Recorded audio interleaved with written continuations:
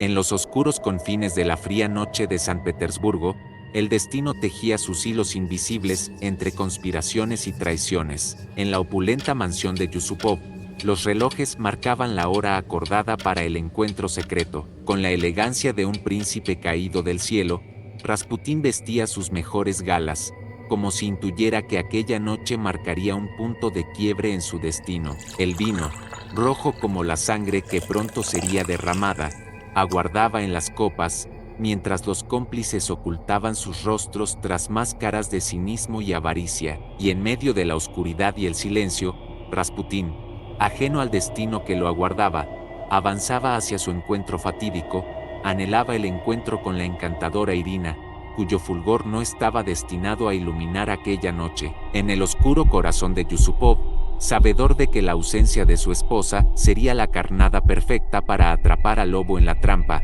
ocultó con maestría la verdad a su invitado. En la opulencia de la sala, donde el lujo se alzaba como testigo mudo de la tragedia que se avecinaba, Yusupov y Rasputín se sentaron, en apariencia, como amigos compartiendo un momento de indulgencia y placer.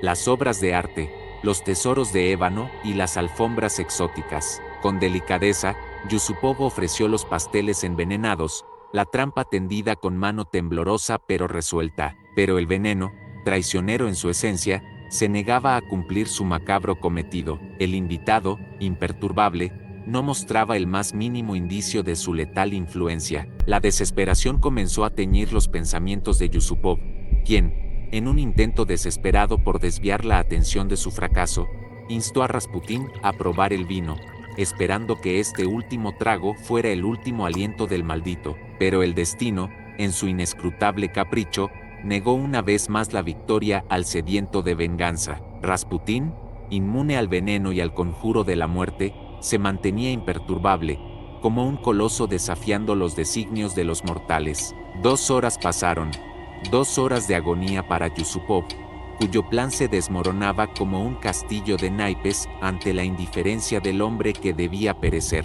Con el corazón palpitando al ritmo frenético de la traición, Yusupov ascendió al piso superior, donde la oscuridad de sus pensamientos se fundía con la sombría presencia de sus cómplices. Tras una breve discusión, concluyeron que, llegados a este punto, no tenían más remedio que disparar a Rasputín.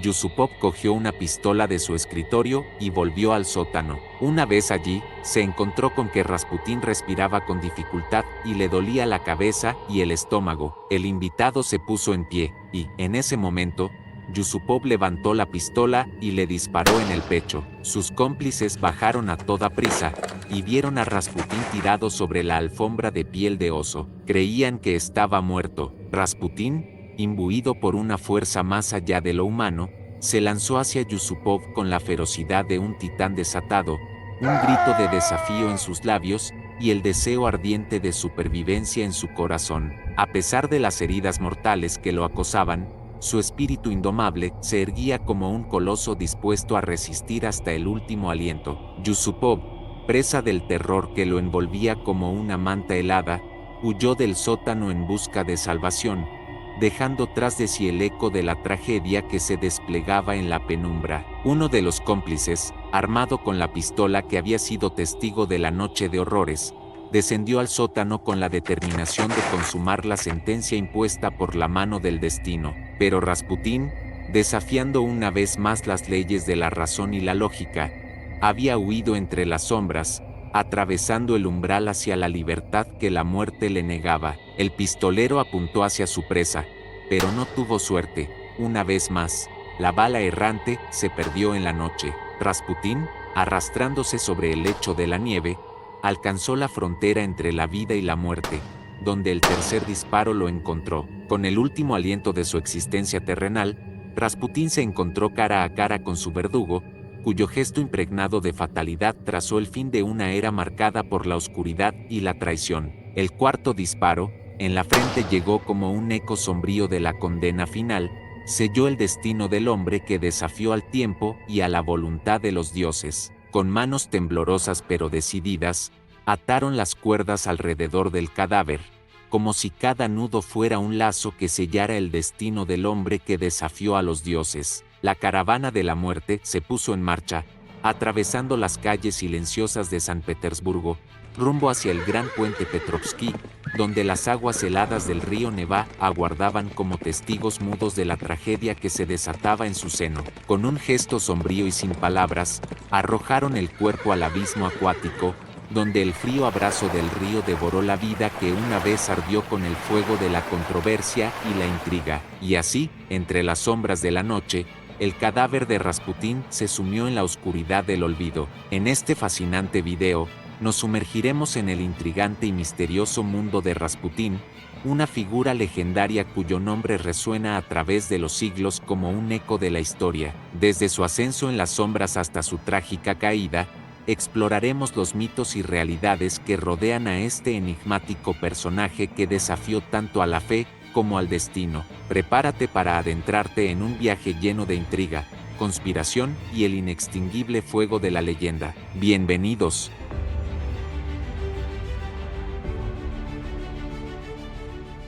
Si soy asesinado por simples ladrones de los campesinos rusos, el zar Nicolás no debería temer por su destino, y los descendientes de los Románov reinarán 100 años y más. Sin embargo, si el asesinato es cometido por nobles, parientes del zar, entonces el futuro de Rusia y la familia imperial será terrible. Los nobles huirán del país, y los parientes del zar no estarán vivos en 2 años. En esta profecía sobre su propio final, Rasputín auguró que el imperio Románov moriría con él. En los últimos días del imperio ruso, surgió una figura enigmática de entre las sombras de la superstición y la fe, para convertirse en uno de los individuos más polémicos y cautivadores de la historia moderna: Grigori Yefimovich Rasputín. Su penetrante mirada helada dejaba petrificados a aquellos que se cruzaban con ella. Su poder magnético ocular no tenía comparación. Aunque Rasputín ya no camine entre nosotros, su influencia persiste, ya que un personaje tan intrigante como él, objeto tanto de odio como de admiración, estaba destinado a ser envuelto por el manto del mito. En su vida, hay una mezcla de realidad y ficción, y aunque la verdad sobre Rasputín no sea muy halagadora, resulta difícil distinguir al verdadero Rasputín del retrato creado por sus detractores. Nacido en Pokrovskoye, un remoto pueblo en Siberia, Rasputín provenía de una familia campesina y experimentó una juventud marcada por la intensa religiosidad y las difíciles circunstancias de la vida rural en la Rusia de aquel tiempo. Su existencia quedó envuelta en un halo de misterio y leyenda desde temprana edad, una característica que lo acompañaría a lo largo de toda su vida. La familia Rasputín vivía en modestas condiciones, acordes con el estilo de vida rural siberiano de aquella época. Los detalles sobre su infancia son escasos y en su mayoría anecdóticos, lo que ha dado lugar a numerosas especulaciones y mitos. Se sabe que Rasputín no tuvo acceso a una educación formal y creció siendo analfabeto. Desde una edad temprana, demostró un profundo interés por la religión. La espiritualidad desempeñaba un papel fundamental en Rusia, y Rasputín se vio profundamente influenciado por las creencias y prácticas religiosas locales. Se dice que dedicaba largas horas a la oración y que frecuentemente visitaba monasterios y lugares sagrados en los alrededores de su pueblo. Desde temprana edad, Rasputín mostraba una personalidad inusual y carismática, además de ciertas habilidades para sanar animales y posiblemente incluso a personas. Sin embargo, estos relatos forman más parte del folclore que de la historia verificada. Se ha hablado mucho sobre la tumultuosa adolescencia de Rasputín, donde se rumoreaba que había sido un ladrón de caballos, propenso a las peleas y aficionado a la vida nocturna, las mujeres y el alcohol. Sin embargo, la verdad es que el joven Rasputín tenía inclinaciones hacia pequeños vicios. En su juventud, Rasputín contrajo matrimonio con Praskovia Fyodorovna Dubrovina, con quien tuvo varios hijos. Después de casarse, Rasputín experimentó una suerte de transformación religiosa o despertar espiritual, lo que lo llevó a realizar peregrinaciones y a profundizar aún más en la fe ortodoxa rusa. Se desconoce si Rasputín dejó su pueblo impulsado por un deseo de encontrar a Dios, como él mismo afirmaría más tarde, o por el contrario, escapó del castigo por algún delito que hubiera cometido. En cualquier caso, durante la década de 1890, se encontró inmerso en peregrinaciones por toda Rusia, e incluso hay algunas fuentes que aseguran que llegó hasta Tierra Santa. Ingresó en un monasterio en Verjoturie, ubicado en el centro de los Urales, donde aprendió a leer a través de las Sagradas Escrituras y los textos de los padres de la Iglesia. Sin embargo, aquellos que intentaron guiarlo hacia el camino de la devoción religiosa lo consideraron un caso perdido, pues lo percibían como demasiado rudo para adentrarse en los misterios de Dios. A pesar de esto, en Verjoturie Rasputín tuvo un encuentro crucial con Makari, el starets o anciano santo que vivía en los bosques cercanos al monasterio. Los starets eran figuras veneradas que viajaban por Rusia y se creía que estaban imbuidos por la gracia de Dios, dotados con el don de la sabiduría y el liderazgo espiritual. Más tarde, cuando Rasputín llegara a San Petersburgo, sería considerado como uno de ellos por una multitud ávida de escándalos, misterios e iluminación. Sin embargo, por el momento, Rasputín es simplemente uno más entre los peregrinos que acuden en masa al monasterio, uno de los sitios más venerados en toda Rusia. Al parecer, el ambiente monástico no logra satisfacerlo, motivado en parte por esto y en parte por la inspiración de Makari. Pronto abandona Verjoturie para emprender una vida más libre y acorde con su naturaleza rebelde e inquieta. Durante estos años de búsqueda, el campesino errante se une a una secta bien conocida y temida, los Flagelantes, un grupo religioso que se separó de la ortodoxia oficial rusa. Según la doctrina de esta secta, Dios reside en cada ser humano, ya que Cristo se reencarna continuamente. Por lo tanto, la única forma de alcanzar a Dios es a través del contacto íntimo con los miembros del grupo. Los Flagelantes también predicaban que la verdadera iluminación solo se alcanza después de haber pecado en exceso, ya que el dolor del arrepentimiento es más intenso y, por ende, el camino hacia el perdón y la redención es más claro. De esta manera, en las reuniones clandestinas de los Flagelantes se llevaban a cabo enormes orgías donde no faltaba comida, vino ni sexo, y Rasputín, por supuesto, participó en ellas. Rasputín llegó a San Petersburgo, la capital del Imperio ruso, donde su reputación como un hombre santo, dotado de poderes de curación y profecía ya se había extendido en ciertos círculos. Esto se debía en parte a su peregrinación a lugares sagrados y a su asociación con grupos religiosos como los Flagelantes. Rasputín hizo su entrada en San Petersburgo. Los círculos religiosos de la capital quedaron cautivados por este joven asceta, quien venía recomendado por dignatarios eclesiásticos de la ciudad de Kazán, por donde había pasado en su peregrinaje. La modesta presencia de este campesino analfabeto parecía encarnar el ideal de una iglesia primitiva y pura, cercana a los humildes, que muchos líderes eclesiásticos anhelaban recuperar.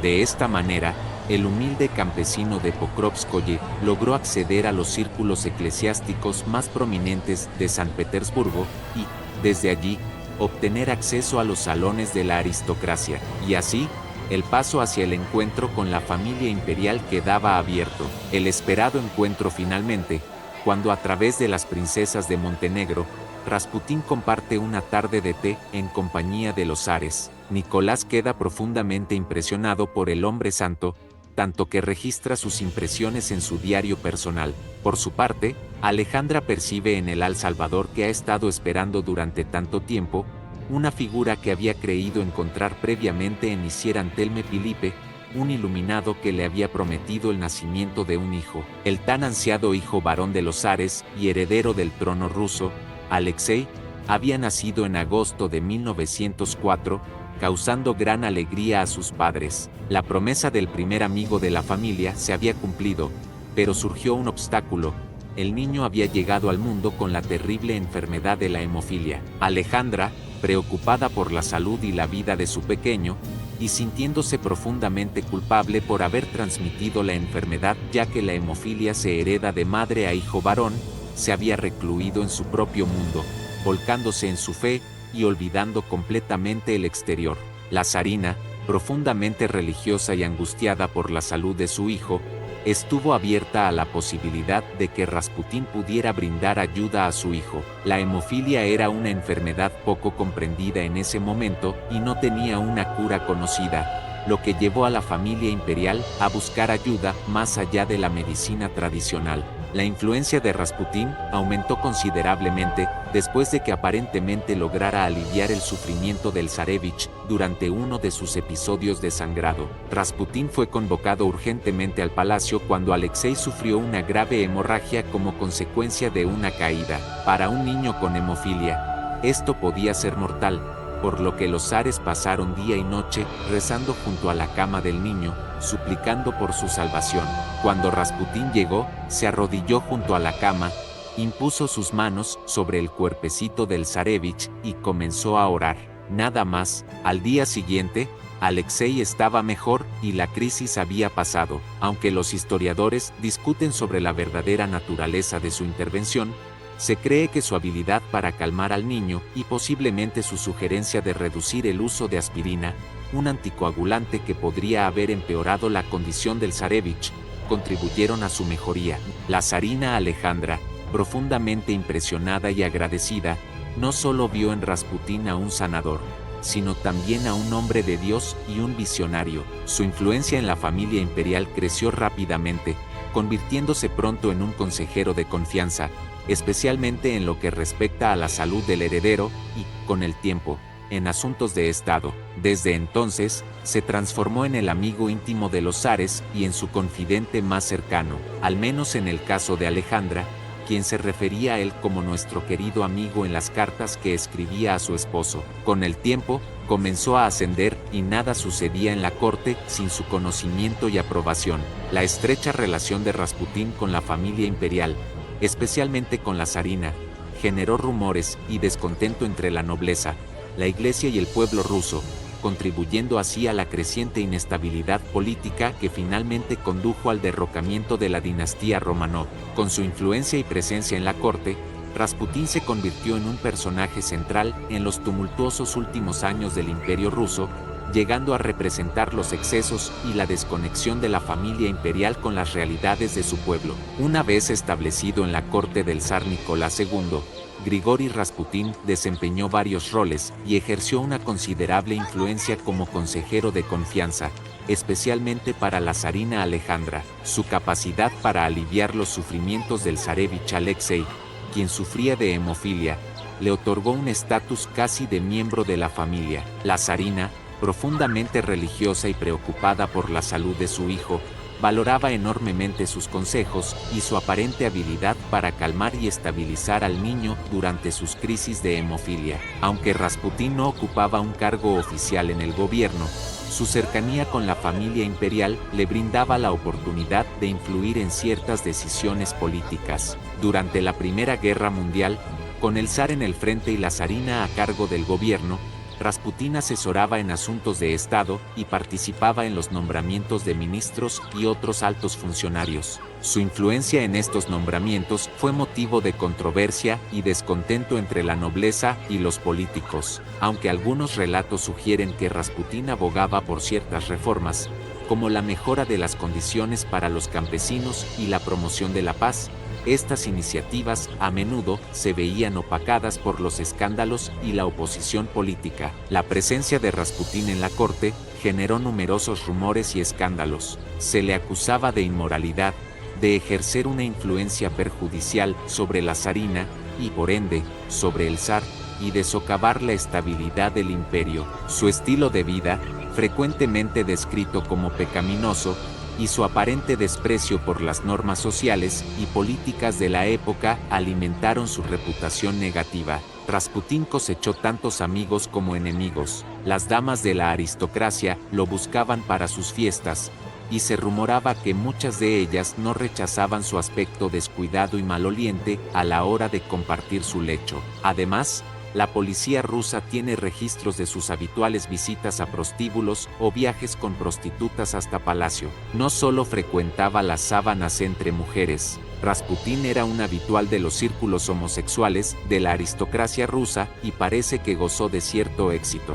La conspiración para acabar con Grigori Rasputín culminó en su asesinato, un evento dramático que reflejó las profundas tensiones y el descontento en la Rusia zarista. La trama para matarlo fue organizada por un grupo de nobles rusos que consideraban a Rasputín una figura perniciosa y corrupta, cuya influencia sobre la familia imperial creían que era desastrosa para el futuro del país. Rasputín sobrevivió a un grave atentado y presenció cómo su hijo era llamado al servicio militar, lo que lo sumió en la bebida como si ya nada le importara. Quizás consciente de que su final se acercaba, Rasputín sabía que poderosas fuerzas se habían unido en su contra. En ese momento, sus conexiones con la élite del Estado lo habían convertido en la persona a la que acudir para obtener empleo o negocios, así como para evitar el servicio militar en el frente o la deportación. Los solicitantes dejaban grandes sumas de dinero, que Rasputín gastaba en fiestas extravagantes, lo que aumentaba su desprestigio y el de la corona. Para salvar la monarquía, el campesino debía morir. La conspiración para acabar con él surgió del círculo más cercano al zar, con el príncipe Félix Yusupov como figura central. Yusupov, heredero de la mayor fortuna de Rusia y recién casado con la gran duquesa Irina, sobrina del zar, reclutó al gran duque Dmitri Pavlovich, primo del zar Nicolás, a quien éste consideraba como un hijo. El tercer conspirador fue el ultraderechista Vladimir Puriskevich, diputado de la Duma, conocido por sus opiniones antirrevolucionarias y su hostilidad hacia Rasputín. Félix atrajo a Rasputín a su palacio con la promesa de que vería a Irina, por quien Rasputín sentía fascinación.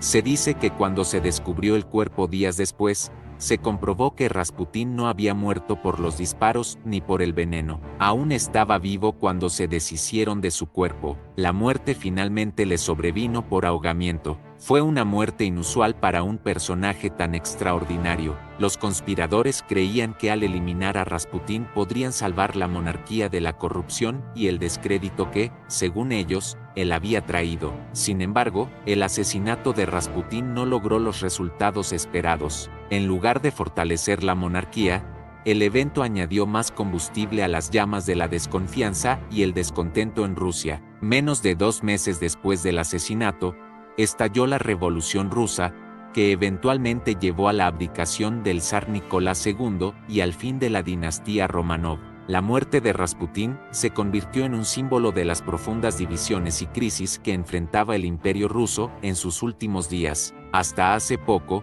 los historiadores aceptaban la teoría de la conspiración rusa que buscaba deshacerse del molesto amigo de los zares. Sin embargo, recientemente se han encontrado indicios que apuntan al servicio secreto de inteligencia británico como artífice del asesinato. Una investigación llevada a cabo por la BBC en 2004 ha demostrado que el MI6 estuvo implicado en el asesinato de Rasputín, y que fue el agente Oswald Reiner el que le dio el tiro en la cabeza. En plena Primera Guerra Mundial, se cree que los servicios secretos querían eliminarlo ya que Rasputín quería negociar la paz entre Rusia y Alemania, y, debido a su gran influencia sobre el zar, no era descartable que esto ocurriera. Si el acuerdo se hubiera consumado, 350.000 soldados alemanes habrían podido ser redirigidos para luchar contra los aliados en el frente occidental. Se sabe que Reiner estaba en San Petersburgo en esa fecha, y que era un amigo de la Universidad del Príncipe Yusupov.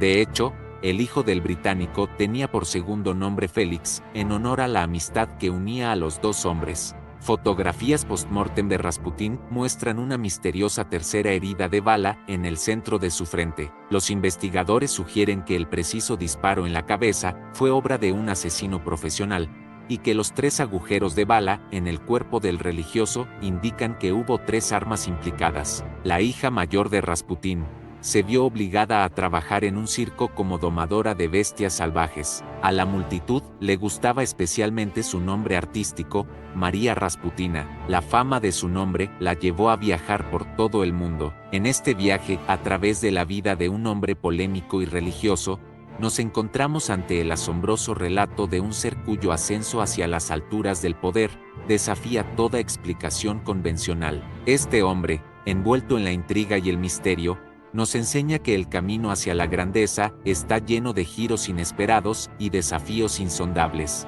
Aunque su vida estuvo marcada por la controversia y la discordia, su fe inquebrantable y su devoción a una causa más elevada le permitieron alcanzar las cimas más altas del poder y la influencia. En un mundo donde la fe y la política se entrelazan en una danza compleja y a menudo tumultuosa, este hombre desafió las convenciones y desplegó una determinación feroz para alcanzar sus objetivos. Su historia nos recuerda que, incluso en los momentos de mayor adversidad, la fe puede ser un faro de esperanza y fortaleza. A través de las tormentas de la vida, este hombre encontró consuelo y guía en su creencia inquebrantable en un poder superior, un propósito más elevado que trascendía las limitaciones terrenales. Su legado, aunque polarizador y sujeto a interpretaciones divergentes, nos desafía a reflexionar sobre el poder transformador de la fe y la determinación. A pesar de las críticas y los obstáculos, este hombre perseveró, confiando en que su causa era justa y su misión estaba guiada por fuerzas divinas. Que su historia nos inspire a nunca subestimar el poder de la fe y la convicción, a seguir adelante con valentía incluso cuando el camino parece oscuro y difícil de transitar. En su ejemplo, encontramos la fuerza para enfrentar nuestros propios desafíos con determinación y esperanza. Así que, al recordar la vida de este hombre polémico y profundamente religioso, reflexionemos sobre su legado y aprendamos de su ejemplo. Que su historia nos recuerde siempre que, con fe y determinación, podemos superar cualquier obstáculo y alcanzar las estrellas, guiados por la luz de una fe inquebrantable. Si este recorrido por la fascinante historia de Rasputín te ha dejado intrigado o te ha brindado nuevas perspectivas, te invito a dejar tus comentarios y compartir tus reflexiones. No olvides darle like, suscribirte para más contenidos y activar la campana de notificaciones. Gracias por acompañarnos en este viaje. Hasta la próxima aventura histórica.